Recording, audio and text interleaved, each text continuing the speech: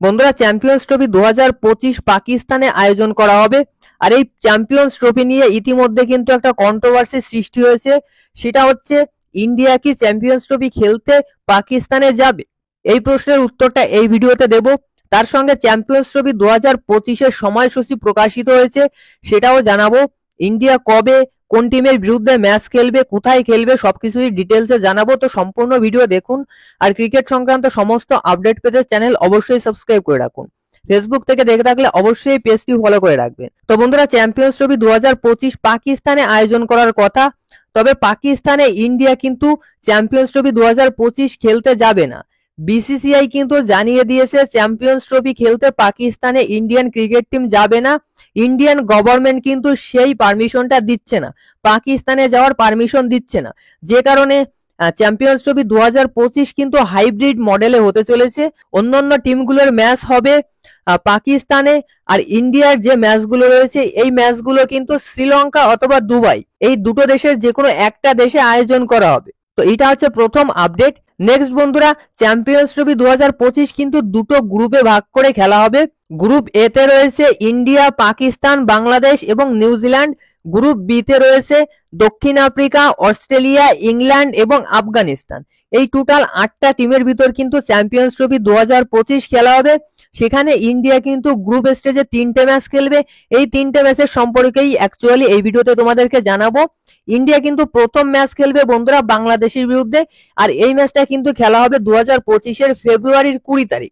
2025 সালের ফেব্রুয়ারির 20 তারিখ চ্যাম্পিয়ন্স ট্রফি 2025-এর প্রথম ম্যাচ খেলবে ইন্ডিয়া বাংলাদেশের বিরুদ্ধে। এরপর দ্বিতীয় ম্যাচ খেলবে 23 ফেব্রুয়ারি। এই ম্যাচটা কিন্তু খেলবে নিউজিল্যান্ডের বিরুদ্ধে।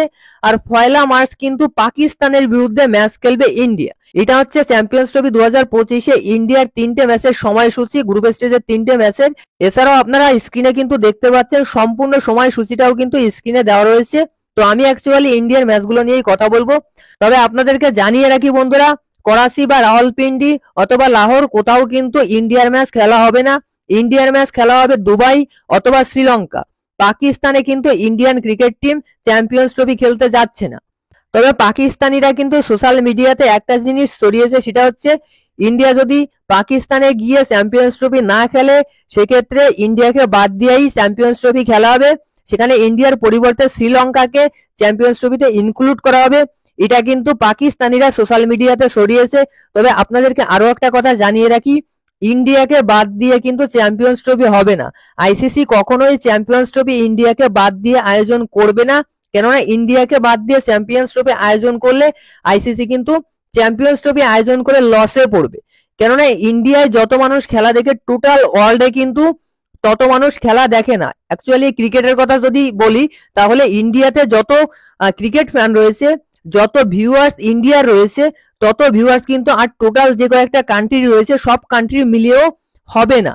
যে কারণে আইসিসি কিন্তু ইন্ডিয়াকে বাদ দিয়ে চ্যাম্পিয়ন্স ট্রফি খেলবে না। যদি চ্যাম্পিয়ন্স ট্রফি ইন্ডিয়াকে বাদ দিয়ে আয়োজন করতে চায় পাকিস্তান, সেক্ষেত্রে আইসিসি কিন্তু তার বিরুদ্ধে দাঁড়াবে। কেননা আইসিসি কোনো টুর্নামেন্ট আয়োজন করে লসের সম্মুখীন হতে চায় না। এই কারণে বলছি ইন্ডিয়ার ম্যাচ দুবাই অথবা শ্রীলঙ্কাতে হবে এবং ইন্ডিয়া কিন্তু অবশ্যই চ্যাম্পিয়ন্স ট্রফি খেলবে।